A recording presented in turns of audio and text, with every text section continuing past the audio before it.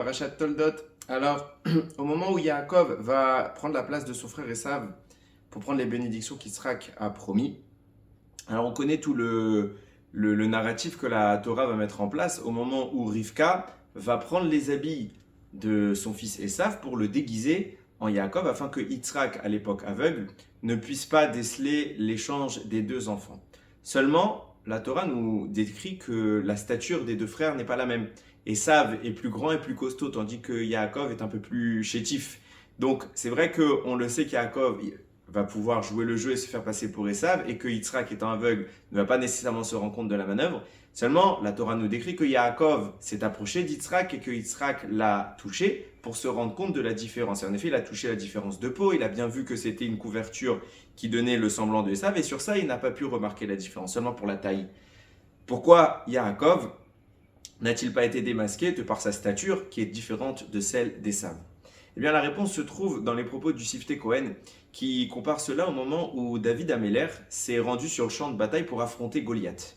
Et là-bas, à cette époque, personne ne voulait affronter le géant Goliath, tout le monde avait peur. Le seul homme qui a eu l'audace et le courage de s'en prendre à Goliath, c'était David. Shaoul, pour le désigner, lui confie son armure. Et nos sages révèlent que l'armure de Shaoul était particulière dans la mesure où Shaoul était le plus grand et le plus costaud de son époque. Ce qui veut dire que normalement, vu la stature de David qui était lui aussi plus chétif, l'armure de Shaoul ne pouvait pas être portée par David. Et le miracle se produit, David enfile l'armure et elle lui va comme un gant. De là, Shaoul a compris que David était le roi, le futur roi. Et le Malbim précise qu'il ne faut pas croire que c'est la tenue de Shaoul qui s'est adaptée aux mensurations de David, c'est plutôt David qui, dans la tenue de Shaoul, a grandi, mûri et est devenu plus fort, plus puissant, et a pris les mensurations et la stature du roi. Et bien c'est exactement ce qui s'est passé avec Yaakov et Esav. Certes, Yaakov est plus petit que Esav, mais en enfilant les habits de Esav, il va d'un coup subir une métamorphose, grandir et s'aligner sur le statut de Esav. À ce moment-là, Yaakov a la même taille que son frère et Yitzhak ne peut pas remarquer la différence. De là, on apprend un grand moussard. Les gens croient que c'est en fonction de nos capacités qu'on doit s'engager dans un événement, dans une mission. Eh bien non, bien souvent c'est l'inverse qui se produit. Akadosh Baruch Hu nous donne une mission même qui dépasse notre niveau, et c'est à ce moment-là que notre carrure grandit, nos efforts sont supérieurs et on arrive à une stature qui dépasse celle que nous étions avant. David n'était pas le roi, n'était pas aussi puissant que Shaoul, mais en enfilant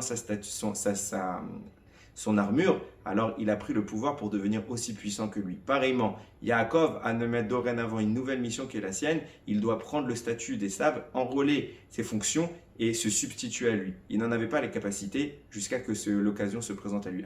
Hachem lui a donné la mission de le faire et subitement Yaakov a grandi. Il est devenu plus fort, plus puissant et il a enfilé le rôle d'Esav. C'est la même chose pour nous dans la vie. Il raisonne que dans toutes les épreuves qu'on puisse avoir, on comprenne que Hachem nous donnera forcément et nécessairement la capacité de les réussir avec succès et d'aboutir à ce que nous devons réussir. Il raisonne qu'on puisse toujours aboutir dans nos missions et rendre Akadosh Baruch Hu fier de nous. Baruch Adonai Leolam. Amen ve Amen.